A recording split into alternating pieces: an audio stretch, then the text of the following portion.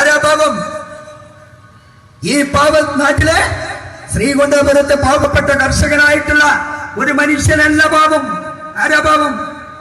ഇന്ത്യയിലെ നാഷണലൈസ്ഡ് ബാങ്കുകളിൽ നിന്ന് 6000-ഓളം കോടി രൂപ, ക്ഷമിക്കണം, 6 ലക്ഷത്തോളം വരുന്ന കോടി രൂപ അപഹരിച്ചുകൊണ്ട് ഞാൻ പാപ്പരാണെന്ന് പറഞ്ഞ് ഇന്ത്യയുടെ വിദേശകാര്യ മന്ത്രാലയത്തിന്റെ സൗകര്യത്തോടുകൂടെ ഈ രാജ്യത്ത് നിന്നും മുങ്ങിയ വിജയമന്യ എന്ന കല്ല് കച്ചവടക്കാരൻ പാവം. അദ്ദേഹം പാവം. കുമ്മനം രാജശേഖരൻ പറഞ്ഞ അദ്ദേഹം പാവപ്പെട്ടവനാണ്. അതിന് കുമ്മനം രാജശേഖരനെ അതിനെ പ്രേരിപ്പിച്ച ഘടകം എന്താണെന്നറിയോ? നമ്മുടെ കുട്ടികളുടെ ഫേസ്ബുക്കില് വിജയമല്യയുടെ ഒരു ചിത്രം വന്നു. അദ്ദേഹം സിംഗപ്പൂരില് 4 തുണിയില്ലാത്ത പെണ്ണുങ്ങളെ കൂട്ടത്തിൽ ഒരു നിക്കറിട്ട് ഇങ്ങനെ നിക്കണ് കണ്ടപ്പോ ഈ സാധുവിന് ഉടുതുണി കൂടി മകല്ലാത കുമ്മന രാജശേഖരൻ വിചാരിച്ചത്. പക്ഷേ ഇന്ത്യയിലെ പട്ടിണി പാവങ്ങൾ നൽകിയ നികുതി പണം അപഹരിച്ച ആ കാട്ടുകള്ളനുമാണ് നരേന്ദ്രമോദിയും കുമ്മനം രാജശേഖരനും ഒ രാജഗോപാലും ഉൾപ്പെടുന്ന ആളുകൾ 1206 കോടി രൂപ എഴുതി തള്ളി. ഇവിടെ റബ്ബർ കർഷകരുടേതല്ല, നാളികേര കർഷകന്റേതല്ല, കുരുമുളക് കർഷകന്റേതല്ല, കശുവണ്ടി കർഷകന്റേതല്ല, പോട്ടെ കർഷക തൊഴിലാളി സർവീസ് സഹകരണ ബാങ്കിൽ നിന്ന് എടുത്ത കടത്തിലല്ല. ആരുടേതല്ലേത്? ഇന്ത്യ മഹാരാജ്യത്വം മുടിച്ച് മറുകണ്ഠം ചാടിക്കിടന്നും വിജയമല്ല. പിന്നെ ആരോ ഒന്നും സൂര്യ ഗ്രൂപ്പ് പാവം. ഇന്ത്യ ഗവൺമെന്റിന് നാഷണലൈസ്ഡ് ബാങ്കുകളിൽ നിന്ന് 6 ലക്ഷത്തിലധികം രൂപ കടമെടുത്ത് ഇന്ത്യക്ക് ഇന്ന് കടക്കാരനായിരിക്കുന്ന റിലയൻസ് ഗ്രൂപ്പിന് ഈ നോട്ട് നിരോധനത്തിന്റെ ഇടയിലാണ് കൂട്ടരെ കഴിഞ്ഞയാഴ്ച 6000 കോടി രൂപ ആസ്ട്രേലിയയിൽ ബിസിനസ് നടത്താൻ വേണ്ടി നാണം കെട്ട മനുഷ്യൻ കൊടുത്തത്. 6000 കോടി. ഇവിടെ 2000 രൂപക്ക് വേണ്ടി എന്റെയും നിന്റെയും അമ്മമാർ നെട്ടോട്ടം ഓടുമ്പോൾ 6000 കോടി രൂപ കൊടുത്തുകൊണ്ട് ആസ്ട്രേലിയയിൽ ബിസിനസ് നടത്താൻ അദാനിക്കും അംബാനിക്കും സൗകര്യം ചെയ്തു കൊടുത്തുകൊണ്ടിരിക്കുക. അതിനൊക്കെ ചക്കിക്കൊത്ത ശങ്കരൻ ഈനാമ്പേച്ചിക്ക് മരപ്പറ്റി കൂട്ട് എന്ന് പറഞ്ഞതുപോലെ നരേന്ദ്രമോദിക്ക് കൂട്ടായി കൊണ്ട് ഒരു റിസർവ് ബാങ്ക് ഗവർണറും. ആരാ ഗവർണർ? റിലയൻസ് ഇൻഡസ്ട്രീസിന്റെ മുൻ പ്രസിഡന്റ്, റിലയൻസിന്റെ ചോറ്റ് കൂലിക്കാരനായിട്ടുള്ള ഊർജിത് പട്ടേലാണ് റിസർവ് ബാങ്കിന്റെ ഗവർണർ. ഞാൻ ചോദിക്കട്ടെ കൂട്ടരെ, ഞാൻ പറയട്ടെ, എനിക്ക് 53 വയസ്സായി, എന്നെക്കാളും പ്രായമുള്ള ആളുകളോട് നിൽക്കുന്നുണ്ടല്ലോ. നിങ്ങൾ ആരെങ്കിലും ജീവചരിത്രത്തിൽ ഇന്ന് വരെ റിസർവ് ബാങ്ക് മണിക്കൂറുകൾക്കിടയിൽ ഇങ്ങനെ മാറ്റി മാറ്റി പറയുന്ന ആരെങ്കിലും കേട്ടിട്ടുണ്ടോ? ഇതിന് 100 രൂപയുടെ മൂല്യമുണ്ട്, ഇത് ഞാൻ നിങ്ങൾക്ക് ഉറപ്പ് തരുന്നു എന്ന് പറഞ്ഞുകൊണ്ടാണ് റിസർവ് ബാങ്കിന്റെ ഗവർണർമാർ നോട്ടിൽ ഒപ്പുവെക്കാറ് അല്ലേ? ഇന്നലെ ഉച്ചയ്ക്ക് പറഞ്ഞതല്ല ഇന്ന് വൈകുന്നേരം പറയുന്നത്. അപ്പൊ തലക്ക് വെളിവുള്ളവനാണോ കൂട്ടരെ പിടിച്ചിരുത്തിയിട്ടുള്ളത്? ആണോ? ഏതാണ്ട് ഒരു ഭ്രാന്തനും ആ ഭ്രാന്തന് പറ്റിയ കുറെ പിടിയാളുകളും നമ്മുടെ രാജ്യം ഭരിച്ചുകൊണ്ടിരിക്കുകയാണ്. അവർക്ക് ആ സൗകര്യം ചെയ്തുകൊണ്ടിരിക്കുക. അപ്പൊ നിങ്ങളുടെ കയ്യിലെ മൊബൈൽ ഉണ്ടാവുമല്ലോ, ഒരു ജിയോ അല്ലേ, ഫ്രീയാ. നമ്മളെ കുട്ടികളൊക്കെ ധരിച്ചത് കണ്ടില്ലേ? നമുക്ക് വെറുതെ ഇങ്ങനെ തരിക. വെറുതെ തന്നതല്ല മക്കളെ, വെറുതെ തന്നതല്ല. ഈ നോട്ടിന് ഉപരോധം പറഞ്ഞ ഡിസംബർ 31 വരെ നിന്റെ ജിയോയുടെ കാലാവധി ഡിസംബർ 31 വരെ ആയിരുന്നു. പക്ഷെ അത് മാർച്ച് 31 വരെ നീട്ടിയിട്ടുണ്ട്. നരേന്ദ്രമോദി പറയുന്നത് നമ്മള് റുപ്പീസൊക്കെ മാറ്റി കാർഡ് കളിക്കാണ്. ഏതാ രാജ്യം നമ്മളുടേത്? ഇന്ത്യയിലെ 35% ജനതയ്ക്ക് ഇന്നും അക്ഷരാഭ്യാസമില്ലാത്ത രാജ്യത്തായി ഇത് പറയുന്നത്. 35% സ്വന്തം പേരെഴുതാൻ കഴിയില്ല ഇന്നും നമ്മുടെ രാജ്യത്ത്. 16% അർദ്ധ പട്ടിണിക്കാരുള്ള രാജ്യമാണ് ഇന്ത്യ മഹാരാജ്യം. ഇന്നും ആ രാജ്യത്താണ് നമ്മൾ കാർഡ് കളിക്കാൻ നോട്ട് വേണ്ട എന്ന് പറയുന്നത്. എന്നാ ഇനി അങ്ങനെ ആവട്ടെ. ഞാൻ ചോദിക്കട്ടെ, 100 രൂപയ്ക്ക് പെട്രോൾ പമ്പിൽ പോയി പെട്രോൾ അടിച്ച് തിരിച്ചു വരുന്ന സമയത്ത് കാർഡ് ഒന്ന് നീക്കി വലിച്ചു വരുമ്പോൾ 110 രൂപ പോവുക. ഈ 10 രൂപ എങ്ങട്ടാ പോണത്? ഈ 10 രൂപ എങ്ങട്ടാ പോണത്? ഈ 10 രൂപ പോകുന്ന ഇന്ത്യ ഗവൺമെന്റിന്റെ ഖജനാവിലേക്കല്ല, മറിച്ച് ഇന്ത്യയിലെ പെട്രോളിയം കോർപ്പറേറ്റുകളുടെ പോക്കറ്റിലേക്കാണ്. അങ്ങനെ രാജ്യത്ത് ഒരു പിടി കോർപ്പറേറ്റുകളെ സംരക്ഷിക്കുന്ന ഒരു ഭരണകൂടമായി നരേന്ദ്രമോദിയുടെ ഭരണകൂടം രാജ്യത്ത് മുന്നേറുമ്പോൾ അതിനെതിരെ ശക്തമായ ജനരോഷം രാജ്യത്ത് ഉയർന്നു വരേണ്ടതുണ്ട്. അവിടെ നമ്മുടെ കമ്മ്യൂണിസ്റ്റ് പാർട്ടിയുടെ നിലപാടെന്താ? കമ്മ്യൂണിസ്റ്റ് പാർട്ടിയുടെ നിലപാടെന്താ? ഇന്ന് കാണുന്ന രൂപത്തിലേക്ക് വളർത്തിയെടുത്തതില് ഇടതുപക്ഷത്തിന്റെ പങ്ക് ചെറുതാണ് എന്ന് ഈ രാജ്യത്തെ കമ്മ്യൂണിസ്റ്റുകാരെ നീ സമ്മതിക്കുന്നുവോ? അങ്ങനെയാണെങ്കിൽ ഞാൻ ചോദിക്കട്ടെ, കമ്മ്യൂണിസ്റ്റുകാരനെ സംബന്ധിച്ചിടത്തോളം അവന്റെ പാർട്ടിയുടെ അവസാന വാക്ക് എന്ന് പറയുന്നത് എന്താണ്? അത് രാജ്യത്തെ ജനങ്ങളോടൊന്ന് പറ. നിന്റെ പാർട്ടിയുടെ അവസാനത്തെ വാക്ക് എന്ന് പറയുന്നത് എന്താ? നിന്റെ പാർട്ടി കോൺഗ്രസിന്റെ തീരുമാനമല്ലേ? അയ്യപ്പൻ കോണാടൻ പറഞ്ഞതല്ല. നിന്റെ പാർട്ടി ഭരണഘടനയുടെ 28ാമത് പേജിനകത്ത് 2ാമത് ഖണ്ഡികയിൽ അടിവരയിട്ടുകൊണ്ട് നീ ഫത്വയായി കൊണ്ടു നടക്കുന്ന നിന്റെ പാർട്ടി ഭരണഘടന. കമ്മ്യൂണിസ്റ്റുകാരനെ സംബന്ധിച്ചിടത്തോളം അവന്റെ പാർട്ടിയുടെ അവസാന വാക്ക് എന്ന് പറയുന്നത് പാർട്ടി കോൺഗ്രസിന്റെ തീരുമാനമാണ്. അങ്ങനെയാണെങ്കിൽ ചോദിക്കട്ടെ, 16ാമത് ലോക്സഭാ തെരഞ്ഞെടുപ്പ് നടക്കുന്നതിന് മുന്നോടിയായിട്ടാണല്ലോ CPIM-ന്റെ 21ാമത് പാർട്ടി കോൺഗ്രസ് നടന്നത്. ആ പാർട്ടി കോൺഗ്രസിന്റെ തീരുമാനം എന്തായിരുന്നു? 20ാം പാർട്ടി കോൺഗ്രസിന്റെ തീരുമാനം പഴയ വീഞ്ഞ് പുതിയ കുപ്പിയിൽ പുതിയ ലേബൽ ഒട്ടിച്ച് 21ാം പാർട്ടി കോൺഗ്രസിനകത്ത് നിങ്ങൾ അവതരിപ്പിക്കല്ലേ ചെയ്തത്? നിഷേധിക്കാൻ പറ്റുമോ? എന്താ നിങ്ങൾ പറഞ്ഞത്? ഞാൻ പറഞ്ഞതല്ല, നിങ്ങളുടെ പാർട്ടി പ്രസിദ്ധീകരണത്തിൽ നിങ്ങൾ അച്ചടിച്ചതാ.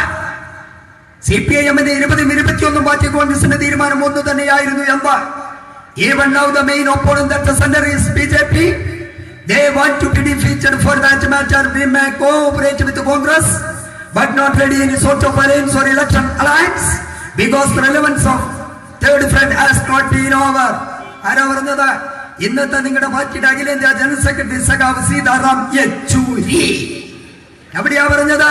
CPIM-ന്റെ പ്രസിദ്ധീകരണമായ പീപ്പിൾസ് ഡെമോക്രസി, അതിനകത്താ പറഞ്ഞത്. എന്താ നിന്റെ പച്ച മലയാളം? മുഖ്യ ശത്രു BJP തന്നെയാണ്. അവരെ പരാജയപ്പെടുത്തേണ്ടത് അനിവാര്യമാണ്. അതിന് ഞങ്ങൾ കോൺഗ്രസുമായി സഹകരിക്കും. പക്ഷെ ഒരു തെരഞ്ഞെടുപ്പ് സഖ്യത്തിനോ മുന്നണി ബന്ധത്തിനോ ഞങ്ങൾ തയ്യാറല്ല. കാരണം 3ാം മുന്നണിയുടെ പ്രസക്തി നഷ്ടപ്പെട്ടിട്ടില്ല എന്നായിരുന്നു CPIM-ന്റെ 21ാമത് പാർട്ടി കോൺഗ്രസിന്റെ തീരുമാനം. 3ാം മുന്നണി എന്ന് പറയുന്ന കുഞ്ഞിന് ജന്മം നൽകുന്നതിന് വേണ്ടി ബീജം ടെസ്റ്റ് ട്യൂബിലേക്ക് ഒഴിച്ച് ലാബിലേക്ക് കൊണ്ടുപോകുന്ന വഴിയെ അത് ചാപ്പിള്ളയാണ് എന്ന് തിരിച്ചറിഞ്ഞിട്ടു അന്ധമായ കോൺഗ്രസ് വിരോധം ഈ രാജ്യത്ത് വെച്ചു പുലർത്തിയവരാണ് ഇന്ത്യയിലെ മരമണ്ടൽ കമ്മ്യൂണിസ്റ്റുകാർ, വിശിഷ്ട കേരളത്തിലെ CPIM.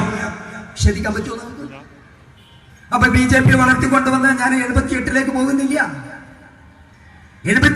പോകുന്നില്ല. അവിടെ നിങ്ങോട്ട് പറയാണ്ട് നമുക്ക് ചരിത്രം. കൂടെ കിടന്നവനല്ലേ രാപ്പനി അറിയുള്ളൂ. 10-21 കൂടെ കിടന്നവനാണല്ലോ ഞാൻ. എനിക്കറിയാതെ അതെന്താ സാധനം അല്ലേ? ഇപ്പോഴെന്തൊക്കെ പറഞ്ഞാലും കേരളത്തിലെ UDF-ന്റെ പ്രവർത്തകർ കുറച്ച് സമാധാനത്തിലപ്പോ ഞങ്ങളൊക്കെ പുറത്തിറങ്ങി നമ്മളൊക്കെ നടക്കുന്നത്. ഇല്ലെങ്കിൽ എന്താ പറയാ? ഒരുപക്ഷെ ശ്രീകണ്ഠപുരത്തെ കമ്മ്യൂണിസ്റ്റുകാർ പറയും ഇപ്പൊ ഈ നോട്ടിന്റെ ക്ഷാമവും അരിയുടെ ക്ഷാമവും ഒക്കെ വന്നത് ശ്രീകണ്ഠപുരം ഗ്രാമപഞ്ചായത്ത് UDF ഭരിക്കുന്നതുകൊണ്ടാന്ന് പറഞ്ഞു പറ്റിക്കാൻ വേണ്ടി ഈ രാജ്യത്തെ കമ്മ്യൂണിസ്റ്റുകാർ ഇറക്കും ഇല്ലേ? ഈ നോട്ടുപരോധം കൂടി വന്നപ്പോ കേരളത്തിൽ UDF ഒക്കെയാണ് അധികാരത്തിൽ ഇരിക്കുന്നതെങ്കിൽ കമ്മ്യൂണിസ്റ്റുകാരുടെ ഒക്കെ ഒരു വലിപ്പം എത്ര ഉണ്ടാവും കൂട്ടര്. അവരെന്താ പറയാ? അത് ഉമ്മൻചാണ്ടി, കുഞ്ഞാലിക്കുട്ടി, ഗേയമാണി ബന്ധപ്പെട്ടവരും ഒക്കെ കൂടെ ശരിയാക്കിയതാന്ന് പറയല്ലേ? എന്താ സഖാക്കളെ നിങ്ങളുടെ അണ്ണാക്കിൽ ഇപ്പൊ പിണ്ണാക്ക പറയണം നിങ്ങള്? UDF കേരളം ഭരിക്കുന്ന സമയത്ത് ഉമ്മൻചാണ്ടിയുടെ ഗവൺമെന്റ്, കുഞ്ഞാലിക്കുട്ടിയുടെ ഗവൺമെന്റ് ഈ രാജ്യത്തെ ദുർബല ജനവിഭാഗങ്ങൾക്ക് 35 കിലോ അരി സൗജന്യമായി നൽകിയത്. തലയിലിങ്ങനെ ചുമന്ന് വേർത്തൊലിച്ചു പോകുന്ന രാമൻകുട്ടി സഖാവ് അന്നും പറഞ്ഞത് എന്താ? ഓട്ടോറിക്ഷയ്ക്ക് കാശ് കിട്ടുന്നില്ല. ഇപ്പൊ ഓട്ടോറിക്ഷയ്ക്ക് കാശ് വേണ്ട, റേഷൻ കടയിൽ പോയിട്ട് 10 കിലോ അരി കൊടുക്കാൻ സഖാവ് കാശ് കൊടുത്തിട്ടെങ്കിലും അത് കൊടുക്കാൻ നിങ്ങളുടെ ഭരണത്തിൽ ഈ രാജ്യത്ത് സാധിക്കുന്നുണ്ടോ? പറയണം. നിങ്ങളെല്ലാം ശരിയാക്കുന്നില്ല പറഞ്ഞത്. എല്ലാം ശരിയാക്കുന്ന പറഞ്ഞാൽ എന്താ? രാജ്യത്ത് നരേന്ദ്രമോദി അവിടെ വഴികാട്ടാൻ വന്നോനാ. ഇപ്പൊ ജനങ്ങൾ മുഴുവൻ വഴികാട്ടിക്കൊണ്ടിരിക്കുക. എങ്ങോട്ട്? ബാങ്കുകൾക്ക് മുന്നിലേക്ക് വഴി കാണിച്ചു കൊടുക്കുക. ഇവിടെ കമ്മ്യൂണിസ്റ്റുകാരെല്ലാം ശരിയാക്കാൻ വന്ന എല്ലാം ശരിയാക്കി. റേഷൻ അരിയില്ല, മറ്റ് മേഖലയിലെ അരിയില്ല, പൊതു മാർക്കറ്റിലെ സർവ്വ സാധനങ്ങൾക്കും വില വാണം പോലെ പോവുക. കർഷകന്റെ ഉൽപ്പന്നങ്ങൾ വാങ്ങണില്ല. ഒരാള് പറയുമ്പോ TV കാണുമ്പോ നമ്മൾ അങ്ങനെ വിശ്വസിക്കും. ഞാൻ നേരിട്ട് കണ്ടൊരു വസ്തുത ഉണ്ട്. കോട്ടയം ജില്ലയിലെ കുമരകത്ത് ഒരു പൊതുയോഗത്തിന് പോയി വരുന്ന സമയത്ത് നെൽപ്പാടത്ത് ഏതാണ്ട് ഈ ബിൽഡിങ്ങിനേക്കാളും ഉയരത്തിൽ ഏതാണ്ട് 10-60 അടി ഉയരത്തില് നെല്ല് കൊയ്തു കൂട്ടിയിട്ടിരിക്കാതെ ഏറ്റെടുക്കാൻ അവിടുത്തെ സംഘങ്ങൾക്ക് സാധിക്കുന്നില്ല. മാത്രവുമല്ല പണം കൊടുക്കാൻ കഴിയുന്നില്ല. ഏറ്റെടുത്തതിന് പണം കൊടുക്കാൻ കഴിയുന്നില്ല. കർഷകൻ ഉണ്ടാക്കുന്ന ഉൽപ്പന്നങ്ങൾക്ക് വില കിട്ടുന്നില്ല. അവന്റെ മറ്റ് ഉൽപ്പന്നങ്ങൾ ഒന്നും തന്നെ രാജ്യത്ത് ചെലവഴിക്കപ്പെടുന്നില്ല. ഞാൻ ചോദിക്കട്ടെ, ഇടതുപക്ഷ ജനാധിപത്യ മുന്നണിയുടെ സമീപനം എന്താ ഇതില്? പച്ചക്കറി കർഷകൻ പറയാണ് ഹോർട്ടികോർപ്പ് വാങ്ങുന്നില്ല. ഹോർട്ടികോർപ്പ് എന്ന് പറയുന്നത് ആരാ? സംസ്ഥാന സർക്കാരിന് കീഴിലുള്ളതല്ലേ. സിവിൽ സപ്ലൈസും ഏറ്റെടുക്കാൻ തയ്യാറല്ല. സഹകരണ സംഘങ്ങൾക്ക് ഏറ്റെടുക്കാൻ കഴിയില്ല. അവന്റെ പണം തന്നെ തിരിച്ചു കൊടുക്കാൻ പറ്റുന്നില്ല. പിന്നെ എങ്ങനെ ഇത് ഏറ്റെടുക്കണ്? എന്നിട്ട് രാജ്യത്താകെ പ്രചരണം അഴിച്ചു വിട്ടുകൊണ്ടിരിക്കുകയാണ്. ഇടതുപക്ഷത്തിന്റെ റോൾ എന്താ? നിങ്ങൾ ഈ 6 മാസത്തിലേക്ക് ആകെ ചെയ്തൊരു പണി എന്താ? ആകെ ചെയ്തത് കമ്മ്യൂണിസ്റ്റ് പാർട്ടിയിലെ എന്തും പറയുന്ന ഒരു ജയരാജൻ, EP ജയരാജൻ.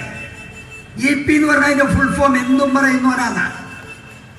അദ്ദേഹത്തെ പിടിച്ച മന്ത്രി കസേരയിൽ നിന്ന് പിടിച്ച് പുറത്താക്കിയെന്നല്ലാതെ കമ്മ്യൂണിസ്റ്റ് പാർട്ടി ഈ നാടിന് വേണ്ടി ചെയ്ത ഗുണമെന്ന് പറയും. അതുകൊണ്ട് നമുക്കൊരു നഷ്ടം ഉണ്ടായി. കേരള നിയമസഭയിൽ ഒരു തമാശക്കാരില്ലാതെ പോയി. അല്ലാതെ എന്ത് ഗുണം ഉണ്ടായത്? എന്താ ഒരു ഗുണം? അത് എന്തിന്റെ പേരില? ബന്ധുവിന് നിയമനം നടത്തിയതിന്റെ പേരിൽ 6 മാസം കൊണ്ട് ഈ സാധുവിന് 65 ആൾക്കല്ലാതെ 80 ആൾക്ക് കൊടുക്കാൻ പറ്റേണ്ട ചങ്ങായിമാരെ 6 മാസം കൊണ്ട് ഈ സാധു 65 ആൾക്കേ കൊടുത്തിട്ടുള്ളൂ. അതും അല്ലാതെ പുറത്തൊന്നുമല്ല. അമ്മായിയുടെ മോന്, അമ്മാവന്റെ മകന്, ചെറിയമ്മയുടെ കുട്ടിക്ക്, സഹോദരന്റെ ഭാര്യന്റെ ആങ്ങളക്ക്, ഇങ്ങനെ വേണ്ടപ്പെട്ടവർക്കല്ലേ കൊടുത്തുള്ളൂ. പുറത്താർക്കും കൊടുത്തിട്ടില്ലല്ലോ. പാർട്ടിക്ക് വേണ്ടി സിന്ദാബാദ് വിളിക്കുന്ന ഒരു സഖാവിനെ പിടിച്ച് പണി കൊടുത്തുകൊണ്ട് ഓന്റെ പണി കളഞ്ഞിട്ടില്ലല്ലോ. അസാധുവിനെ പിടിച്ച് പുറത്താക്കി. എന്നിട്ട് കമ്മ്യൂണിസ്റ്റ് നടന്നിട്ട് പ്രസംഗിക്കുക. ഇവിടെ നിങ്ങളുടെ ഒരു ജയരാജൻ ഉണ്ടല്ലോ, കുറച്ചൊരു MP ജയരാജൻ, അദ്ദേഹം എന്റെ മലപ്പുറത്ത് വന്നിട്ട് പറയാം, കണ്ടോ കമ്മ്യൂണിസ്റ്റുകാർ ഇങ്ങനെയാണ്, അഴിമതി നടത്തിയവരെ പിടിച്ച് പുറത്താക്കും. അഴിമതി നടത്തിയവരെ പിടിച്ച് നിങ്ങൾ പുറത്താക്കിയ വലിയ മഹിമയായിട്ട് പറയാനുണ്ടോ? ഏതാങ്ങൾ അങ്ങനെ പുറത്താക്കുകയാണോ? ഞാൻ ഇതിനുള്ളിൽ ആരാണ്ടാക്കുക? പിന്നെ ആരാ പുറത്താക്കുക? അങ്ങനെ നിങ്ങൾ പുറത്താക്കിയതല്ല, ഗതികേട് കൊണ്ട് പുറത്താക്കേണ്ടി വന്നതാ അല്ലേ? എന്നിട്ട് പറയാ ഞങ്ങൾ ഇങ്ങനെ ചെയ്യും. മുമ്പ് ഒരു സുഹൃത്തിന് മാനസിക രോഗം വന്നപ്പോ അദ്ദേഹത്തെ ചിത്തൂരാഗ് ആശുപത്രിയിൽ കൊണ്ടുപോക്കി നാട്ടുകാർ. അദ്ദേഹത്തിന്റെ അസുഖമൊക്കെ ഭേദപ്പെട്ട് ഈ സാധു പുറത്തിറങ്ങി വരുന്ന സമയത്ത് ഡോക്ടറോട് പറഞ്ഞു, സാർ എനിക്ക് ഭ്രാന്തൊന്നും ഇല്ലല്ലോ, അപ്പൊ അതുകൊണ്ടൊരു കാര്യം ചെയ്യും, എനിക്ക് ഭ്രാന്തില്ല എന്നൊരു കടലാസ് ഒന്ന് എഴുതിയിട്ട് ഒരു സർട്ടിഫിക്കറ്റ് തരും. ഡോക്ടർ ഏതായാലും 6-7 മാസക്കാലം ചികിത്സിച്ച ഒരു രോഗിയല്ലേ എന്ന് കരുതി ഈ സാധുവിന് ഒരു വെള്ളക്കടലാസിൽ എഴുതി കൊടുത്തു, ഇദ്ദേഹത്തിന് ഭ്രാന്തില്ല. ആ കടലാസ് തൂക്കി പിടിച്ചുകൊണ്ട് പിന്നെ അദ്ദേഹം ജനങ്ങളുടെ ഇടയിൽ ഇങ്ങനെ വന്നിട്ട് പറയാ, കണ്ടില്ലേ എനിക്ക് ഭ്രാന്തില്ല എന്നുള്ളതിന് സർട്ടിഫിക്കറ്റ് ഉണ്ട്, നിങ്ങൾക്കുണ്ടോ നിങ്ങൾക്കുണ്ടോ നിങ്ങൾക്കുണ്ടോ എന്ന് ചോദിക്കുന്നത് പോലെ ആ ഭ്രാന്തന് കിട്ടിയ സർട്ടിഫിക്കറ്റുമായിട്ടാണ് കേരളത്തിലെ CPM നേതാക്കൾ ജനങ്ങൾക്കിടയിലേക്ക് ഇറങ്ങുന്നത്. അല്ലേ? നിങ്ങൾ ആ സർട്ടിഫിക്കറ്റുമായിട്ട് ഇറങ്ങിയല്ലേ? ഞാൻ ചോദിക്കട്ടെ, എന്റെ സ്നേഹിതൻ ശ്രീരാമകൃഷ്ണൻ കേരളത്തിന്റെ സ്പീക്കറായപ്പോ DYFI പിരിച്ചുവിട്ടോന്നപ്പോ എനിക്കൊരു സംശയം. പിണറായി വിജയൻ കേരളത്തിലെ മുഖ്യമന്ത്രിയായപ്പോ കേരളത്തിൽ 2 സാധനങ്ങളെ കാണാൻ ലാനിക്സ്പേയുടെ പരസ്യം പോലെ പൊടി പോലുമില്ല കണ്ടുപിടിക്കാൻ. ഏതാ? ഒന്ന് ജനാധിപത്യ മഹിളാ അസോസിയേഷൻ, രണ്ടാമത് DYFI. കുട്ടികളെ ഇവിടെ കാണാനേ ഇല്ല. നിങ്ങളെ ശ്രീകണ്ഠപുരത്തുണ്ടോന്ന് അറിയില്ല, ഞങ്ങളുടെ നാട്ടിലുള്ള സംഭവമല്ലേ. അപ്പോ DYFIക്കാരുണ്ടെങ്കിൽ ഒരു വാർത്താ ബോർഡ് ഉണ്ടാവും, ഉറപ്പാണ്. ഞാൻ ദേശാഭിമാനി ബാലസംഘത്തിന്റെ യൂണിറ്റ് സെക്രട്ടറി ആയിട്ട് പണി തുടങ്ങിയാലല്ലേ. DYFIയുടെ ജില്ലാ വൈസ് പ്രസിഡന്റ് വരെ ആയിരുന്നിരുന്ന ആളാണ്. DYFIക്കാരെ നാട്ടിലുണ്ടെങ്കിൽ ഒരു വാർത്താ ബുള്ളറ്റിൻ ഉണ്ടാവും. അതിനകത്ത് ഒന്നും കാര്യമായിട്ട് എഴുതാനില്ല എന്നുണ്ടെങ്കിൽ ഞങ്ങള് അങ്ങ് ചിക്കാഗോയിലെ കാര്യങ്ങളും പണ്ട് എഴുതി വെച്ചിരുന്നു. ഇപ്പൊ ഇവിടുത്തെ എഴുതാനില്ല സഖാക്കളൊന്നും എഴുതിയേക്കണ്ടേ? ഉമ്മൻചാണ്ടി ഭരിക്കുന്ന സമയത്ത് കേരളത്തിലെ BPL കുടുംബത്തിന് കിട്ടിയിരുന്ന അരി സൗജന്യമായി 25 കിലോ. എല്ലാം ശരിയാക്കാൻ വന്ന കേരളത്തിന്റെ കണ്ണൂരിന്റെ പുത്രൻ പിണറായി വിജയൻ ഭരിക്കുമ്പോൾ വില കൊടുത്തിട്ടും 30 ഗ്രാം അരി ഒരു ദിവസം കിട്ടുന്നില്ല. എഴുതി വെക്കേണ്ട സഖാവേ, വേണ്ടേ? എന്താ നിങ്ങൾക്ക് ഇപ്പൊ പണി? ഒരു മേഖലയില്ല. പറഞ്ഞതെന്താ ഭരണ പത്രികയില്? ഉമ്മൻചാണ്ടി കുഞ്ഞാലിക്കുട്ടിയൊക്കെ കൂടെ പെൻഷന് വേണ്ടിയിട്ട് ആളുകളെ ബാങ്കിലേക്ക് അടത്തിക്കാന്നാ പറഞ്ഞത് അല്ലേ? പെൻഷന് വേണ്ടിയിട്ട് വല്യമ്മാരെ നടത്തിക്കാണ്, വല്യപ്പാനെ നടത്തിക്കാണ്. വല്യപ്പി പോണില്ല, പേരക്കുട്ടി പോയി കുത്തിയെടുത്തു കൊണ്ടുവരായിരുന്നു അല്ലേ? എന്നിട്ട് ഇവര് പറഞ്ഞ ഞങ്ങൾ വീട്ടിലെത്തിക്കും. എത്തിക്കാൻ ഒരു തീരുമാനം എടുത്തു. 1000 ഉറുപ്പ്യ പെൻഷൻ കൊടുത്തു എന്ന് പറഞ്ഞ എവിടെ നിങ്ങൾ എടുത്തതാ? നിങ്ങൾ എന്താ അവിടെ പറഞ്ഞത്? അധികാരത്തിൽ വരുന്ന സമയത്ത് കേരളത്തിന്റെ ഖജനാവ് കാലിയാണെന്നാ. കേരളത്തിന്റെ ഖജനാവിനകത്ത് 1856 കോടി രൂപ ബാലൻസ് വെച്ചുകൊണ്ടാണ് കേരളത്തിന്റെ ധനമന്ത്രി പുറത്തേക്ക് ഇറങ്ങി വന്നത്. ആ പണമെടുത്ത് UDF ഗവൺമെന്റ് രാജ്യത്ത് നടപ്പിലാക്കിയ 1000 രൂപ ക്ഷേമ പെൻഷനുമായിട്ട് സഖാക്കൾ ഇങ്ങനെ നടക്കുക. ആലപ്പുഴയിലെ കഞ്ഞിക്കുഴി പഞ്ചായത്തിൽ പാറുക്കുട്ടി അമ്മ എന്ന് പറയുന്ന 82 വയസ്സുകാരിക്ക് CPM-ന്റെ ലോക്കൽ കമ്മിറ്റി സെക്രട്ടറിയും സഹകരണ ജീവനക്കാരനുമായ സഖാവ് 1000 രൂപ പെൻഷൻ കൊണ്ടുകൊടുത്തിട്ട് പറയാ, പാറുക്കുട്ടിയമ്മേ, പെൻഷനൊക്കെ എല്ലാ മാസവും ഞങ്ങൾ വീട്ടിലെത്തിക്കും, പക്ഷേ 210 രൂപക്ക് ദേശാഭിമാനിയുടെ വരിക്കാരിയാവണമെങ്കിൽ ഇട്ടോ. സഖാക്കൾ പറയാ, പെൻഷൻ വീട്ടിലെത്തിക്കും, പക്ഷെ ദേശാഭിമാനിയുടെ വരിക്കാരിയാവണമെങ്കിൽ 60 വയസ്സ് വരെ ഈ നാടിനെ നീട്ടിപ്പോറ്റാൻ വേണ്ടി പാടത്തും പുറപ്പിലും അശ്രാന്തം പരിശ്രമം നടത്തി ചുക്കിച്ചുളിഞ്ഞ് ഒരു നേരത്തെ കട്ടൻ ചായ കുടിക്കാൻ വകയില്ലാതെ തന്റെ കുടുംബത്തിനകത്ത് ക്ലാബ് പിടിച്ച ഓട്ടുപാത്രക്കിടയ്ക്ക് ഒരു മൂലക്കൻ ചൂണ്ടിയിരിക്കുന്ന പാറുകുട്ടിയമ്മയെ പോലെയുള്ള വന്ധ്യവയോധികരോട് ഈ രാജ്യത്തെ കമ്മ്യൂണിസ്റ്റുകാരൻ പറയുകയാണ്, അവന്റെ തറവാട്ട് സ്വത്ത് കൊണ്ട് കൊടുക്കുന്നത് പോലെ ഇത് നിങ്ങൾക്ക് തരുമ്പോ ഇത് ഇങ്ങോട്ട് തരണട്ടോ. ഇതിനു വേണ്ടിയാണോ നിങ്ങൾ ഇങ്ങനെ ആക്കാൻ പറഞ്ഞത്? ഞാൻ ആലപ്പുഴയിൽ ഒരു പൊതുയോഗത്തിൽ പറഞ്ഞു, യൂത്ത് ലീഗിന്റെ കുട്ടികളായിട്ട്, എന്റെ പൊന്നുമക്കളെ, നിങ്ങളുടെ പ്രദേശത്ത് ആരെങ്കിലും മരണപ്പെട്ടാൽ ആരോഗ്യമുള്ള 4 ചെറുപ്പക്കാർ ആ ശവശരീരം കിടത്തിയ അല്ലെങ്കിൽ ആ